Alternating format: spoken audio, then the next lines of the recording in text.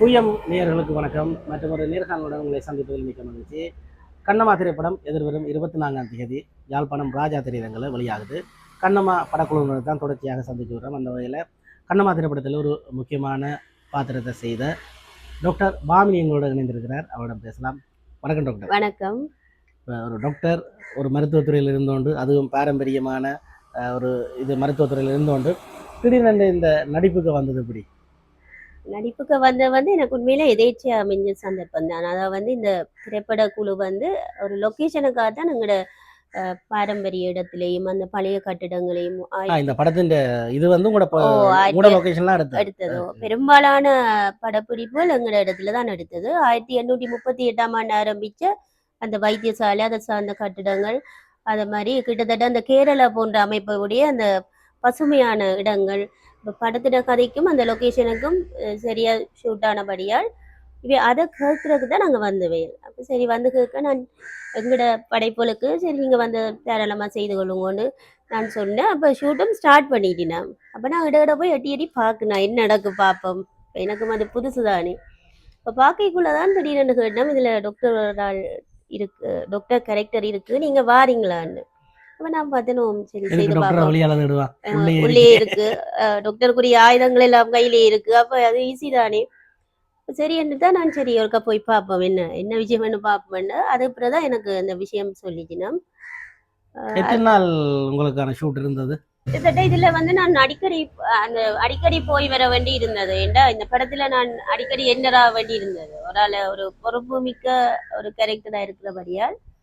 ஆனா அவ என்ன கஷ்டப்படுத்தல, அப்படி அடிக்கடி என்ன செய்யாம எனக்கு ஒரு தனியொரு ஷெடியூல் போட்டு ஒரு 4-5 நாள் தொடர்ந்து நடந்து வேண்டாம். அந்த ஷூட்டை அவ தொடர்ந்தே செய்யணும். உண்மையிலே இந்த படம் வெளியாறதுக்கு தான் வெளிவர டைம் எடுத்ததே தவிர இது குறுகிய காலத்திலேயே ஷூட் முடிக்கப்பட்ட ஒரு படம். ஒரே லொகேஷன்ல குறுகிய காலத்திலேயே செய்யப்பட்ட படம். அப்புறம் சில தாமதங்களால தான் அது லேட்டா வந்தது. இப்ப நான் ஒரு 4-5 நாள் அப்படி என்ன திருப்ப அந்த சினிமா நடிப்பு உங்களுக்கு இதுல புதுசா இருந்தாலும் உங்களுக்கு ஏதாவது மேடை நடிப்பு இல்லாடி நடிப்பு சார்ந்த விஷயங்கள் ஏதாவது நீங்க முந்தி செஞ்சிருக்கீங்களா?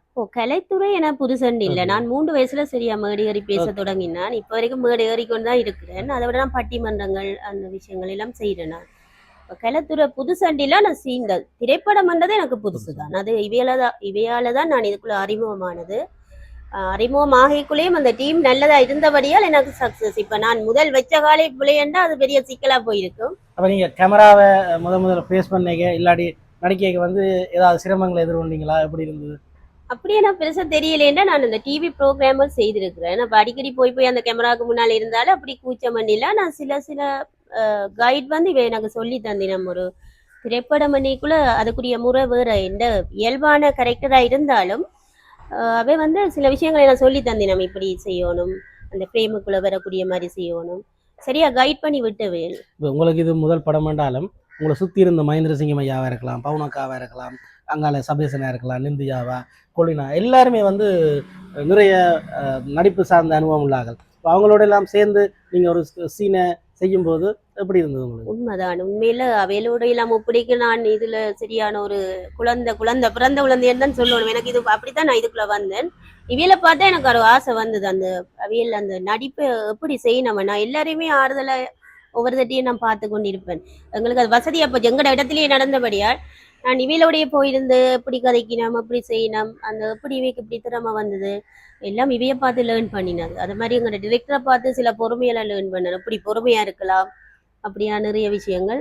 இவைதான் எனக்கு ஒரு குரு மாதிரி. அடுத்த விஷயம் இதுல நீங்கள் எப்படியும் ஒரு சினிமாவில் விருப்பம், எங்கட சினிமாவில் விருப்பம் இருந்தால் இதுல இருக்கிறீங்க. அப்படி கேட்க இங்க வேறு வேறு படங்கள் எல்லாம் நீங்கள் சினையும் பார்த்துருக்கலாம், கலைஞர்களோட பழகி இருக்கலாம். அப்படி இருக்க உங்களோட அவதானம் எப்படி இருக்கு? இங்கேருந்து வரக்கூடிய சினிமாக்கள் செய்ய இப்போ நீங்கள் ஒரு இந்திய சினிமாவை பார்க்குறீங்க, எங்களோட சினிமாவை பார்க்குறீங்க, இன்றைக்கு உங்களுக்கு எங்களோட சினிமாக்களை நீங்கள் எப்படி ஒரு கண்ணோட்டத்தில் பார்க்குறீங்க? அது குவாலிட்டியாக இருக்கலாம், இல்லை அவங்க சொல்ல வர்ற விஷயமா இருக்கலாம். எனக்கு இங்கே இந்த படங்கள் சிலது பார்த்துருக்குறேன். இந்த இப்படி இன்வைட் பண்ண இடங்கள்ல நான் போய் பார்த்துருக்குறேன். உண்மையில சரியான அதிசயமா தான் இருக்கு. நாங்க இந்தியன் சினிமா அப்படின்னு போனாலும் இங்க உள்ள படைப்புல நிறைய வித்தியாசம் இருக்கு. அதாவது ஒவ்வொருத்தரும் இயல்பாயே நடிக்கணும். என்ன தங்களோட இயல்பு வாழ்க்கைக்கு ஒத்த மாதிரியே நடிக்கிற நடிப்பு திறமைன்றது சரியான உச்சத்துல இருக்கு. இங்க யாரையும் ட்ரெயின் பண்ணப்படுறது ஒன்றுமே இல்லை. அந்த ஸ்பாட்லயே தான் அவைக்கு அந்த டயலாக் குடிக்கணும், அதுக்கேற்ற மாதிரி செய்யணும். சரியான திறமை இங்க உள்ளாக்கள் இருக்கு. ஆனா அதை வெளிக்கொண்டு வரதுக்கான சந்தர்ப்பங்கள் குறைவா இருக்குன்னு தான் நான் நினைக்கிறேன். இப்போ கண்ணம்மா திரைப்படத்துக்கு பிறகு உங்களுக்கு நடிக்கிற வாய்ப்புகள் வருதா, இல்லாட்டி நடிச்சு கொண்டு இருக்கிறீங்களா, அதில் பற்றி சொல்லுங்க. நான் வேற வேற பட வாய்ப்புகள், கொமர்ஷியல் ஷூட்டுகள், மாடல் ஷூட்டுகள் எல்லாம் இதுக்கு பிறகுதான் வந்தது. இவ டாக்டர் தானே வருவாவோ அப்படின்னு ஆக்கள் நினைச்சிருக்கலாம். கண்ணம்மாக்கு பிறகு இவையும் எடுக்கலாம்னு நிறைய வாய்ப்புகள் வந்தது. அதெல்லாம் கண்ணம்மாக்கு பிறகு, கண்ணம்மா படம் வேற முதலே வேற நிறைய வாய்ப்புகள் வந்தது. அதே மாதிரி இந்த இலங்கை தமிழ் கலைஞர்கள் சங்கம் அவங்களுடைய சேர்ந்து கூட பணிகள் போயிட்டு இருக்குது. இப்போ அந்த ஒன்றிணைவு அல்லது அப்படியான கூட்டுகள் எவ்வளவு முக்கியம் நினைக்கிறீங்க நீங்க? கட்டாயம் எனக்கு எங்களை போல ஆக்களுக்கு கட்டாயம் தேவை. நாங்க மருத்துவ உலகத்துல ஏதோ ஒரு அழுத்தத்துக்குள்ளதான் உண்மையா இருக்கிறோம். தொடர்ந்து பேஷண்ட் அப்படி ஒரு வாழ்க்கையில உண்மையா கலைத்துறைக்குள்ள போனது, சிவன்சன் டாக்டர் ஆக்களோட வேலை செய்யறது எல்லாமே நிறைய இந்த சொசைட்டிக்கு ஏதோ ஒரு நன்மை எங்களால செய்யக்கூடியதா இருக்கு. இப்போ இளம் சமுதாயத்தை நாங்க திருத்துறது கூட இந்த கலை ஒரு வாய்ப்பா இருக்கு. சந்தோஷம் டாக்டர், உங்களோட இந்த ஒரு குறுகிய நேரத்தில் சந்தித்து கண்ணம்மா திரைப்படம் பற்றியும் உங்களுடைய திரைத்துறை அறிமுகம் அதே நேரத்தில் இப்போ என்ன செய்துட்டு இருக்கிறீங்கன்றது பற்றியெல்லாம் அவங்களுக்கு பேச கிடைச்சது ஒரு மகிழ்ச்சி.